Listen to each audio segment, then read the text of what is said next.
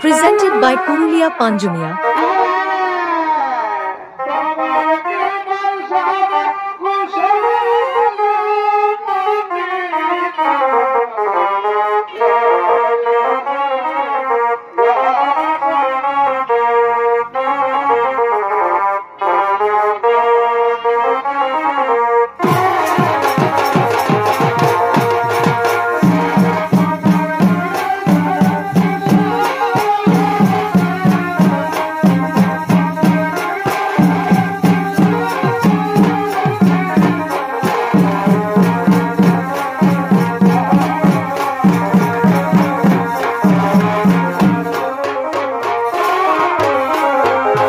নতুন নতুন ভিডিও দেখার জন্য চ্যানেলটি সাবস্ক্রাইব করুন।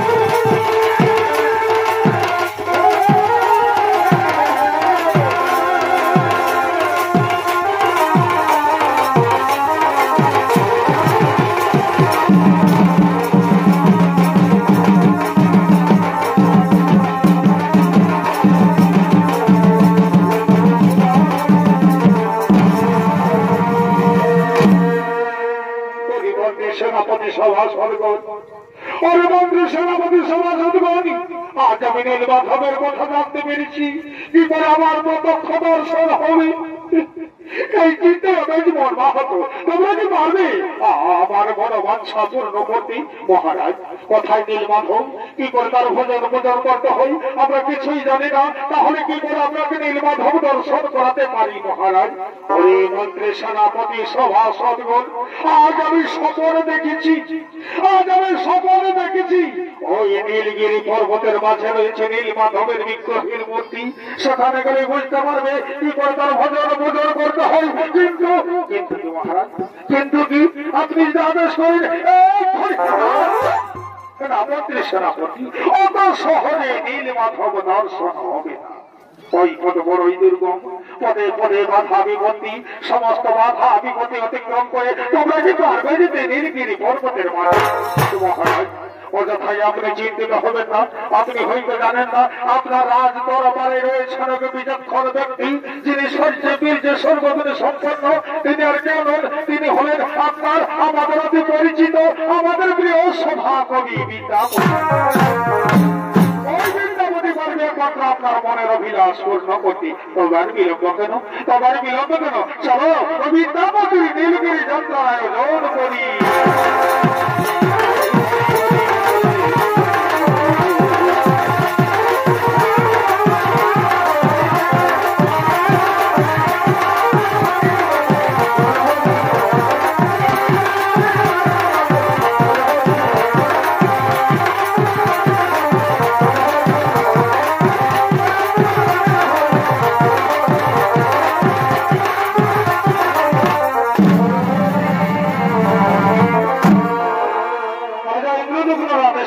তার প্রিয় সভাকবি বিদ্যাপতি নীলমাধবের দর্শনের স্থান অনুসন্ধান করার জন্য নীলগিরি পর্বতের উদ্দেশ্যে আগমন করছে।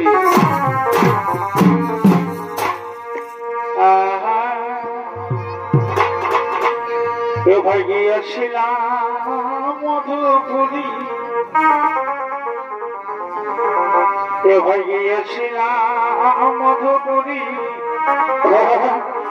আর দেখিয়া ছিলাম ফিরে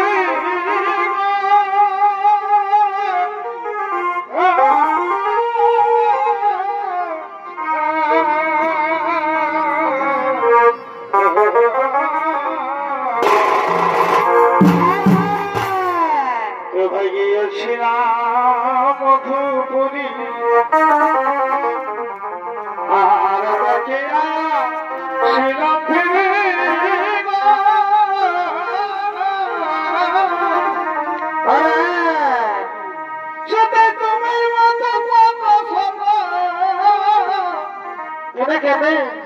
পাইছে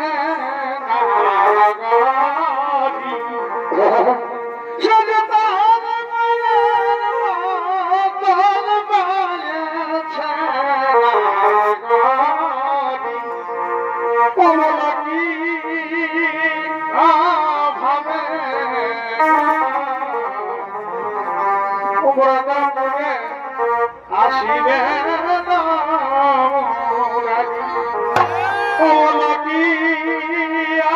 ভাবে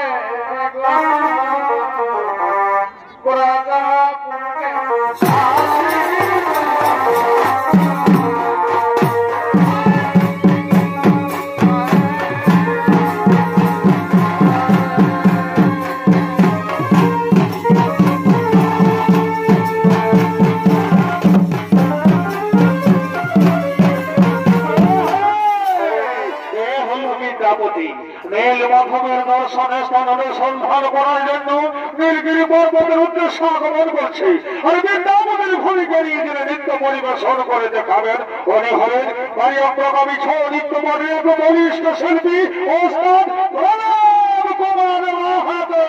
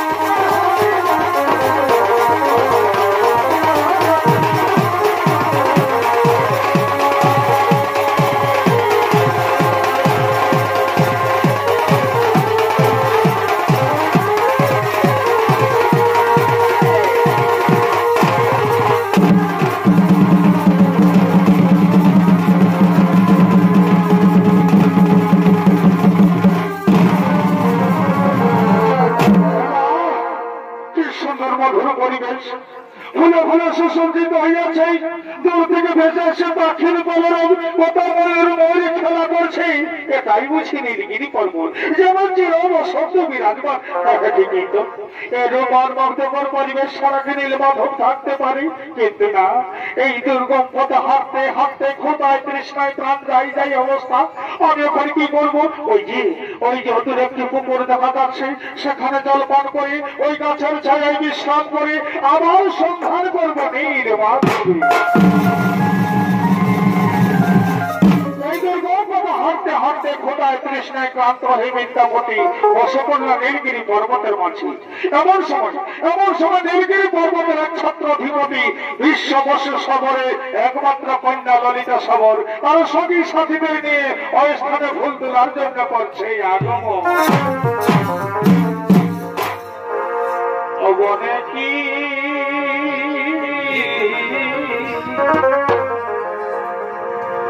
অবনে কি ফুল ফুটেছে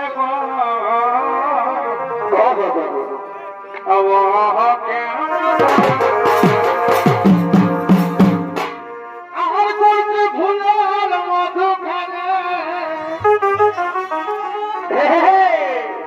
করছে ফুলের মধুখানে মায়ের ভাবর মাঝেছে।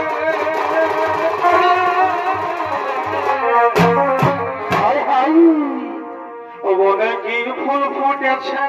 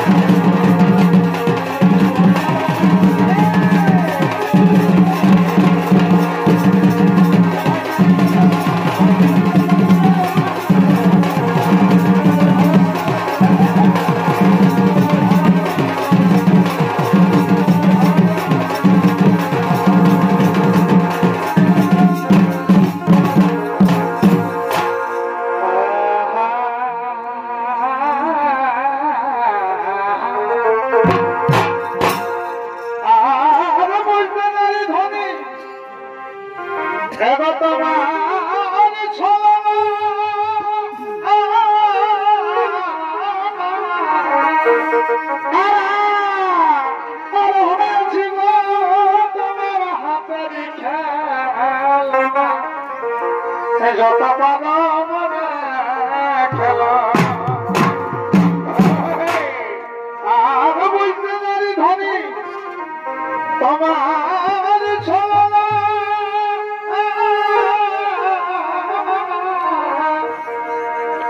হয়েছি তোমার হাতের খেলনা যত পারো মনে খেলো আমি না পারি বুঝিতে আর মজা আছি পিড়িতে ফুটাই যাবে আমি না পারি বুঝিতে আর মজা আছি পিড়িতে অসবাই ঝুলে মারি তোমার অসবাই ঝুলে মারি তোমার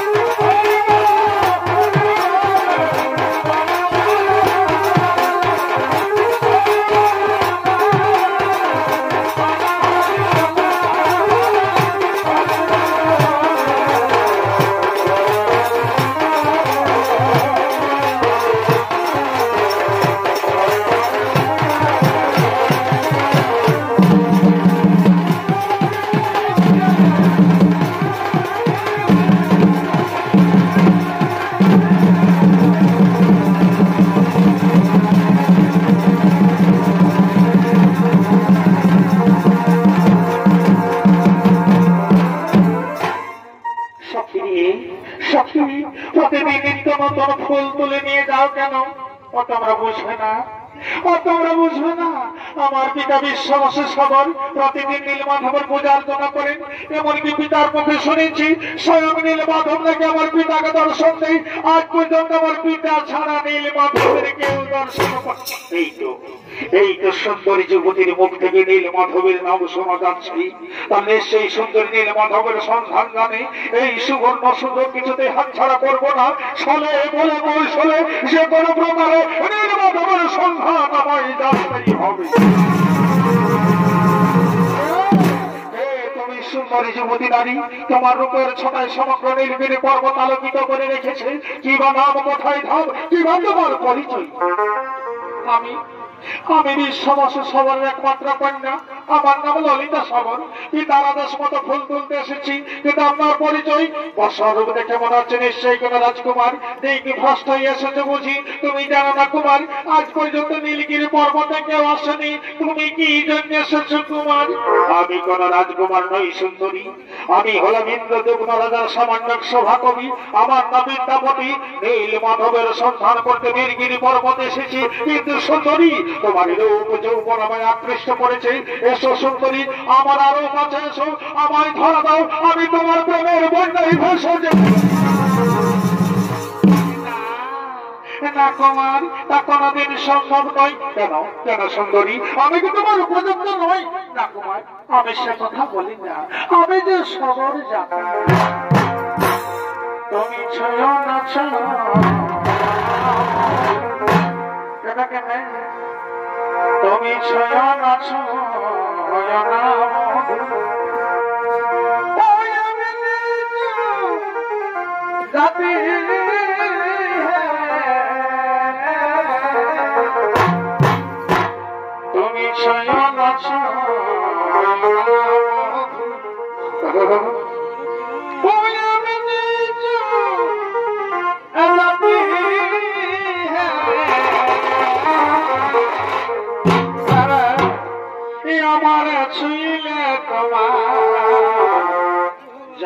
मुलाकाती है हमारा छुईले तबे मुलाकात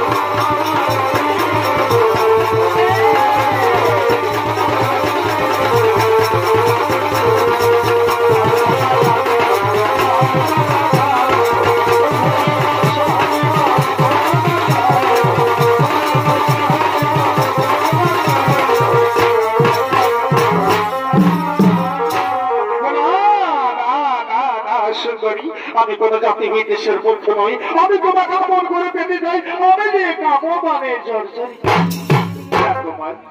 তা কোনদিন সম্ভব নয় আমি তোমাকে জানি না আমি তোমাকে চিনি না তুমি কথাকার আমি কথাকার এইভাবে কোনদিন প্রেম করি আমি বন্ধু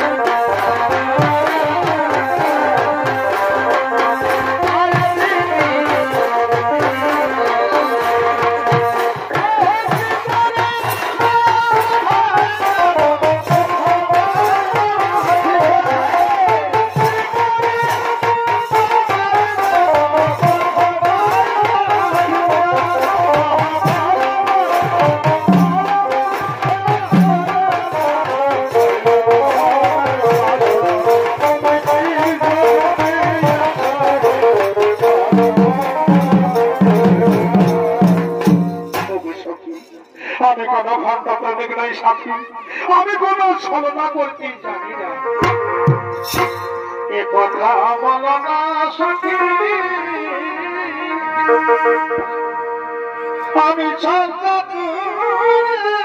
জানি না আমি ছলনা বুঝি না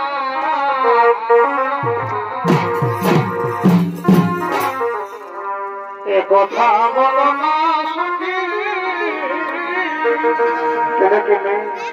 আমি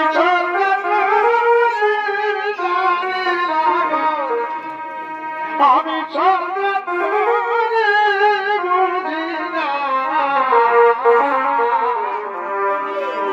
এগো জীবনে তোমাকে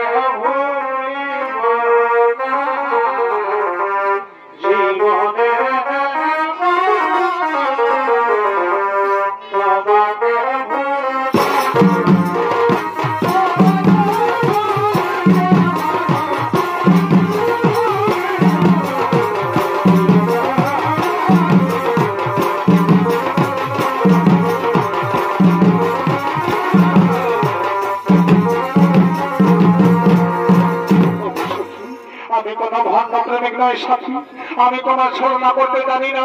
নীল মাধবের অপার কৃপায় আজ আমরা একসাথে মিলিত হয়েছি প্রিয়তমা। আমার মনে হয় আমাদের মধ্যে পূর্ব জন্মের কোনো না কোনো সম্পর্ক আছে, তা না হলে কোনো বারবার তোমার প্রতি আকৃষ্ট হচ্ছি। এসো প্রিয়, জীবনে মরণে সুখে দুঃখে একসাথে পঞ্চর অঙ্গীকার বন্ধ হয়ে প্রেম সাগরে কি বললে কুমার, তোমার সুমধুর বাক্য মানে আমার কমল হৃদয় ভারাক্রান্ত বন্ধু। তোমার সুদর্শন রূপ, সুশীল সর্বাচরণ, মন মুগ্ধকর প্রথম শৈলী আমার প্রেম সরোবরে জলোচ্ছ্বাস সুপারিয়ে দিয়েছে। ওরে সখী, তোরা কে কোথায় আছিস? আনন্দ কর, ফুর্তি কর, আজ আমি আমার মনের মানুষকে খুঁজে পেয়েছি। এই তুমি কি করলে সখী? এই তুমি কি করলে সখী? অজানা প্রেমিকের সাথে তুমি প্রেমে পড়লে তোমার পিতা বিশ্ববর্ষ সফর যদি জানতে পাই তাহলে তুমি তার কি জবাব দিবে? আমি কি বলবো? আমি ঠকে বলে দিব কি আমি ঠকে বলে দিব আমার বাবা দাদার কাছে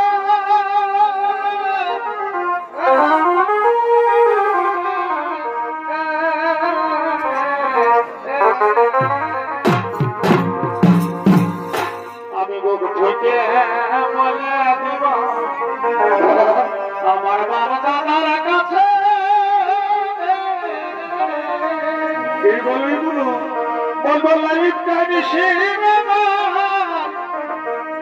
আগে কিনে বড় বড় শিবরে বলবো লাইফ টাইম আগে কিনে আছে। একবার আসুক না ফাগুন ঘরে লাগাবো আগুন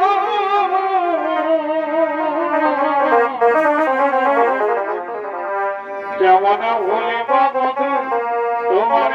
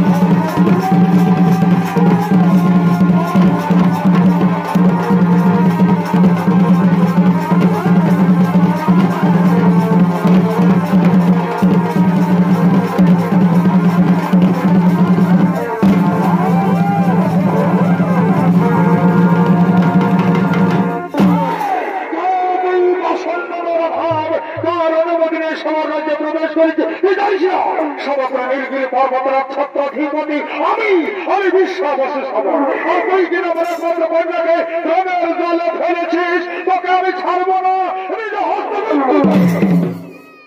অপরাধ মার্জনা করবেন সবররাজ, অপরাধ মার্জনা করবেন সবররাজ।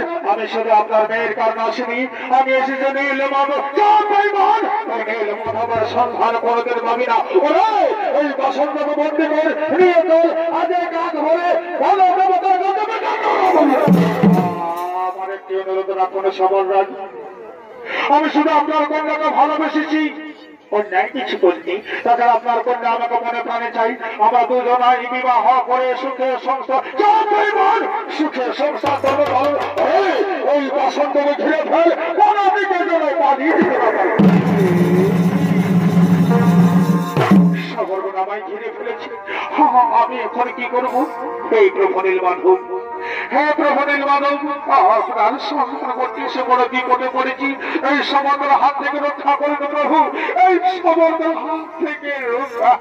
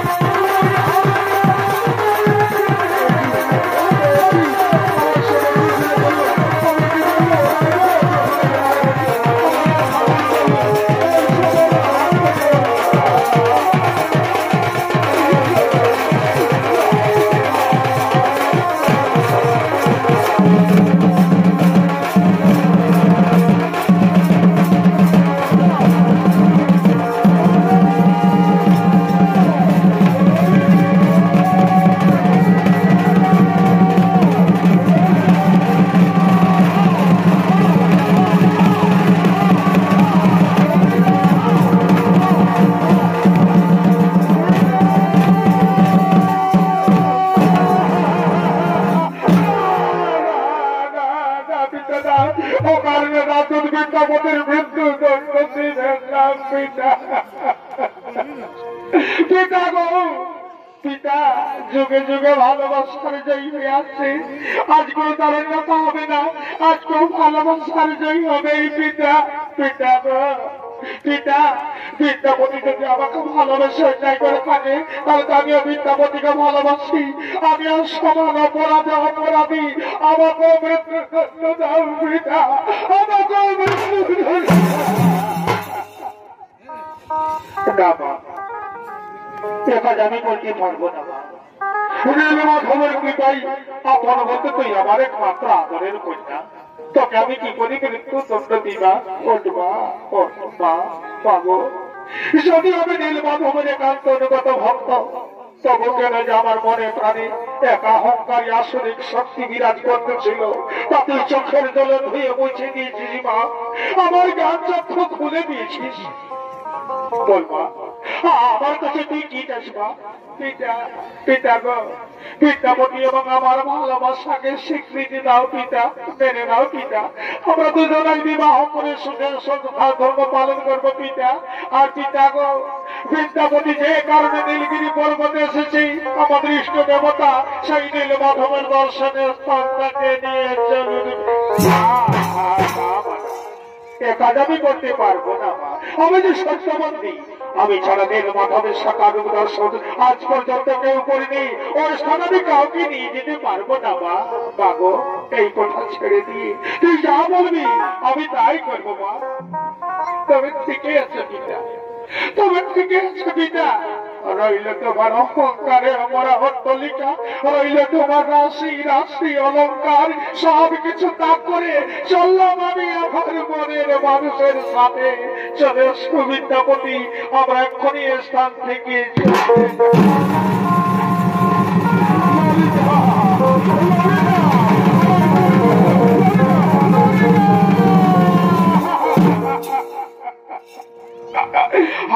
আমায় ছেড়ে যাস না মা, আমি তোকে ছেড়ে কেমন করে বাঁচবো মা? তুই যেমন একমাত্র আদরের কন্যা, তারা মা। বিদ্যাপতি, দাঁড়াও বিদ্যাপতি, আমি তোমাকে নিয়ে যেতে পারি, তোমাকে বিশ্বাস করতে, তুমি কি পারবে এই শর্ত পালন করতে? আমি পারবো সবরাজ, আমি যে কোনো শর্ত মানতে রাজি আছি। তবে শোনো, তোমাকে চোখ বাঁধা অবস্থায় নিয়ে যাবো, তোমাকে চোখ বাঁধা অবস্থায় নিয়ে যাবো, যাতে তুমি পুনরায় একাকি কোনোদিন ওই স্থানে যেতে না পারো। তুমি কি পারবে এই শর্ত পালন করতে? পারবো সবরাজ, আমি পারবো। তবে চলো সুবিদ্যাপতি, আমার সাথে চলে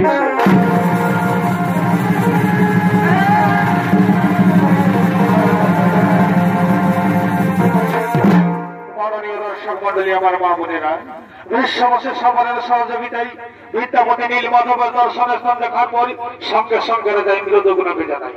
রাজা ইন্দ্রদগ্ন নীলগিরি পর্বতে গেলে নীলমাধবের দর্শন পেলেন না, হতাশ হয়ে ফিরে এলেন নিজের রাজ্যে। সেই রাত্রে মুনি ষষ্ঠ নারদ তাকে স্বপ্ন দিলেন, বললেন রাজা ইন্দ্রদগ্ন, তুমি যে কারণে নীলগিরি পর্বতে গিয়েছিলে সেই নীলমাধব, সেই নীলমাধব আজ দারু কাষ্ঠ রূপে সমুদ্রের জলে ভেসে আসছে। সমুদ্র থেকে দারু কাষ্ঠ উত্তোলন করে কাষ্ঠ শিল্পী দিয়ে বিষ্ণু মূর্তি নির্মাণ করো, তবেই তোমার মনোবাঞ্ছা পূর্ণ হবে। রাজা ইন্দ্রদগ্ন তাই করলেন, সমুদ্র থেকে দারু কাষ্ঠ উত্তোলন করে রাজ্যের সমস্ত কাষ্ঠ শিল্পীকে ডেকে আনলেন, কিন্তু সমস্ত কাষ্ঠ শিল্পী বিষ্ণু মূর্তি নির্মাণে ব্যর্থ। কি করে তাই কি করে দারু কাষ্ঠ দিয়ে বিষ্ণু মূর্তি নির্মাণ করা যায়, এই চিন্তা করতে করতে সমস্ত সভাসদ নিয়ে বিষণ্ণ মনে রাজদরবারে করছে আগমন।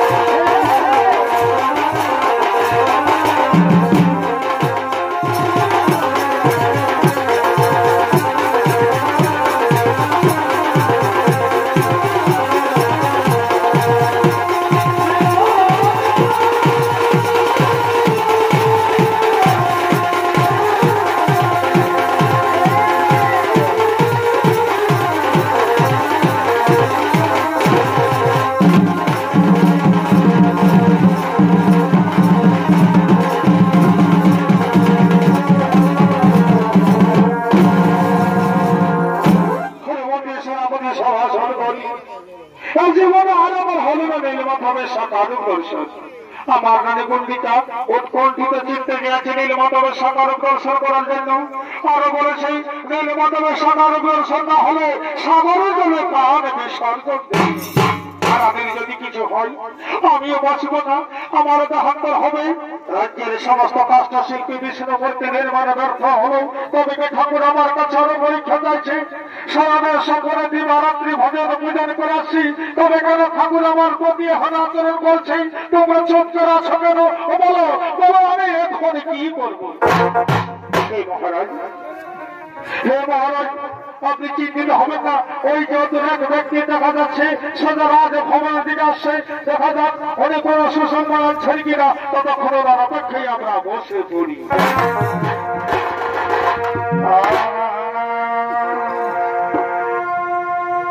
একটা প্রাণে জ্যোৎস্না ফুটে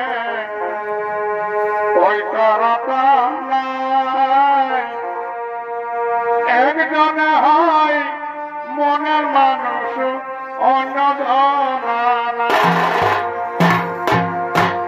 এ ভাই একটা প্রাণে জ্যোৎস্না ফুটে ওই তারাটা নাই, একজনে হয় মনের মানুষ অন্য ধরা। তোরা আমার মিলন মাঝে, তোরা আমার মিলন মাঝে আছে সংশোধনার জনমে জনমে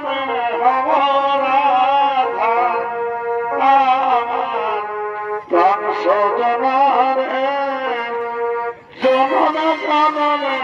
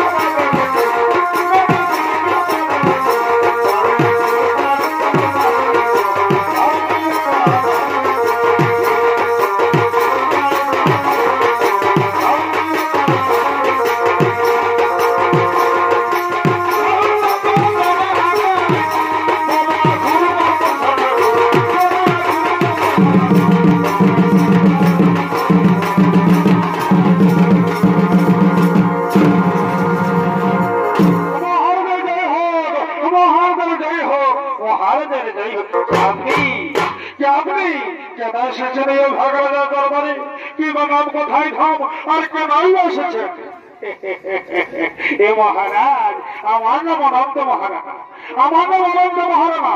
আমি শুধু সপ্ত সপ্ত কাষ্ঠের মূর্তি নির্মাণ করতে পারি, আমি শুধু সপ্ত সপ্ত কাষ্ঠের মূর্তি নির্মাণ করতে পারি। শুনলাম আপনি 12 কাষ্ঠ দিয়ে বিষ্ণু মূর্তি নির্মাণ করবেন, এই জন্য আমি আপনার দরবারে এসেছি মহারাজ। হ্যাঁ, আপনি পারবেন, আপনি পারবেন। আহা মন্ত্রী মশাই, কি যে বলেন! এই যে আমার হাত, এই যে আমার হাত, এই হাত আমার বছর থেকে বেশি শক্তিশালী। এই হাত দিয়ে বৎসবরাহ করবো, কত কত মূর্তি নির্মাণ করেছি, তার কোনো হিসাব নাই। হ্যাঁ, তোমার বিলম্ব কেন, তোমার বিলম্ব কেন? ওই জায়গার আহা রাজা মশাই হবে না রে বাবা। নির্মাণ তো আমি করিব, নির্মাণ তো আমি করিবই, তবে একটি শর্ত আছে। হ্যাঁ, আমার শর্ত হলো 21 দিন ধরে চলবে নির্মাণ কাজ, 21 দিন ধরে চলবে নির্মাণ কাজ। বাইরে থেকে দরজা বন্ধ করে দিবেন। 21 দিনের আগে হাঁকাহাঁকি ডাকাডাকি কোন রকম সন্দেহ করা চলবে না। 21 দিনের আগে দরজা খুললে কিন্তু নির্মাণ কাজ সম্পূর্ণ থাকবে। আগে আপনি শপথ করুন, তারপর আমি নির্মাণ কাজ শুরু করব। আমি শপথ করে বলছি শিল্পী ভাই, আমি শপথ করে বলছি শিল্পী ভাই, আপনার শর্ত আমরা অক্ষরে অক্ষরে পালন করবো। এই যে মন্ত্রী সেনাপতি আর বিলম্ব নেই, চলো এই শিল্পী ভাইয়ের নির্মাণ কাজের সুব্যবস্থা করি।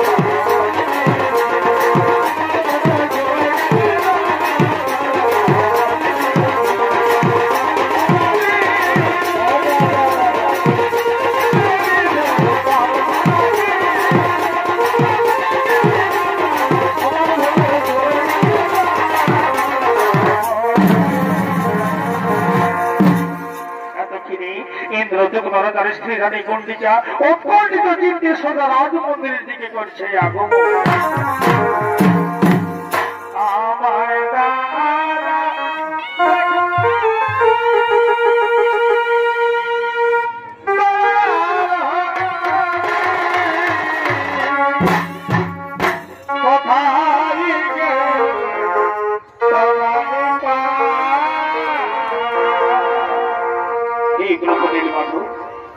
প্রভু নীলমাধব, দয়া করে দেখা দিন প্রভু, দয়া করে দেখা দিন।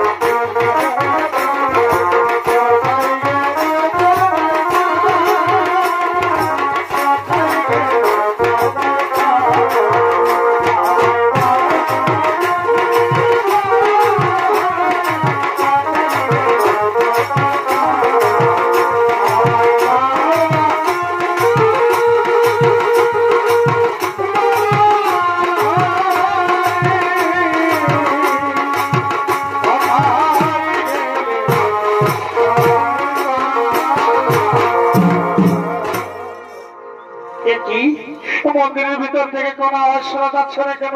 তবে কাষ্ঠশিল্পী খোদায় তৃষ্ণায় প্রাণ ত্যাগ করেছেন। আমি এখন কি করবো?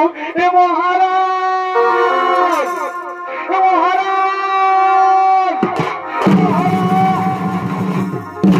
কি ব্যাপার রানী, এত গোলমাল করছে কেন? মহারাজ, মন্দিরের ভিতর থেকে কোন আওয়াজ শোনা যাচ্ছে না। আমার মনে হয় কাষ্ঠশিল্পী খোদায় তৃষ্ণায় প্রাণ ত্যাগ করেছেন। আপনি মন্দিরের দ্বার খুলে দেখুন। রানী, কোনোভাবেই মন্দিরের দ্বার খোলা যাবে না। আমি যে সত্যবন্দী হয়েছি ওনার কাছে। দেখো রানী, যে নীলমাধবের সন্ধান করার জন্য আমরা এতটা কাল অপেক্ষা করতে পেরেছি, আর তো মাত্র কয়েকটা দিন অপেক্ষা করো, তারপর প্রাণ ভরে দেখো আমাদের আরাধ্য ঠাকুর। মহারাজ, আপনার মন্দিরের দ্বার খুলতে হবে না, তবে একটি কথা মনে রাখবেন, ওই ব্যক্তির যদি মৃত্যু হয় তবে তার জন্য দায়ী হবেন আপনি মহারাজ, তার জন্য দায়ী হবেন আপনি। একটা তোর তাজা প্রাণ আজ 14 দিন ধরে অনাহারে আছেন, কি করে বেঁচে থাকা সম্ভব? দুনিয়ার সমস্ত নরনারী আপনার দিকে আঙুল তুলে বলবে এই রাজার কারণে অনন্ত মহারাজার মৃত্যু হয়েছে, আপনাকে তিরস্কার করবে, সবাই আপনাকে তিরস্কার করবে, ঘৃণার চোখে দেখবে, আর আমি সেটা বেঁচে থাকতে মেনে নিতে পারি। তাই আমি আপনাকে অনুরোধ করছি, আপনি মন্দিরের দ্বার খুলে দেখুন মহারাজ। তবে ঠিকই আছে রানী, ঠিকই আছে রানী। কেন আমি ও কারণে অনন্ত মহারানার মৃত্যুর কারণ হবো। এসো রানী, আমি মন্দিরে দ্বার খুলে দিচ্ছি।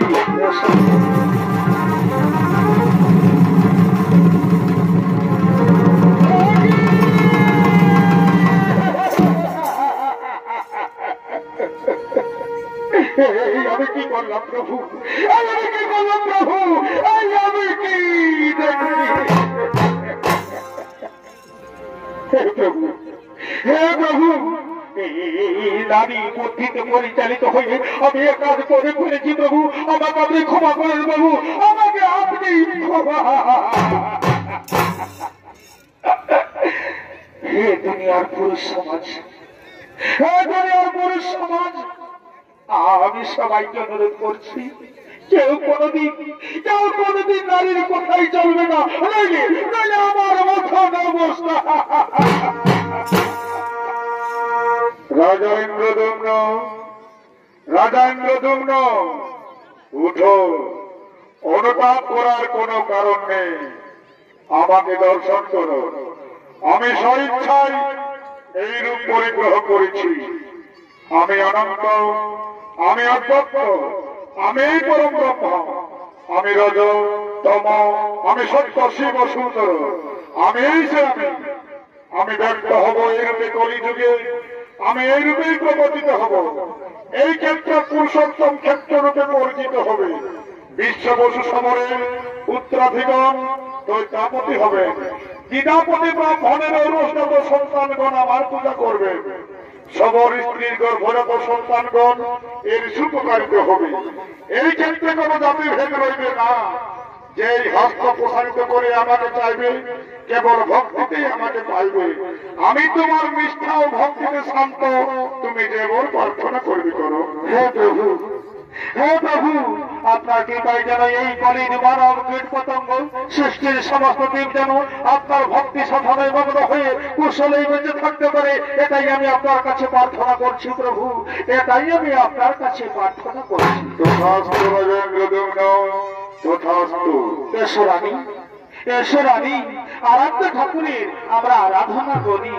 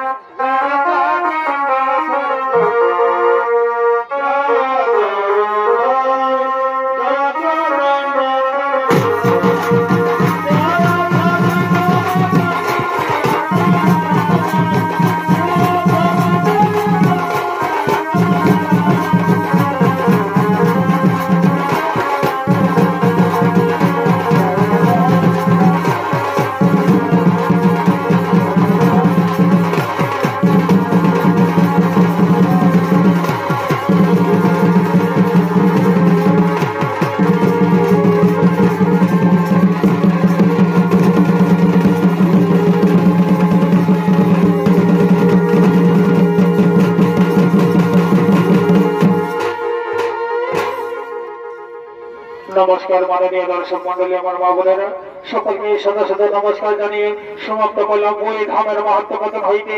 জয় জগন্নাথ মালা, জয় শিব শম্ভু, জয় রাধে রাধে।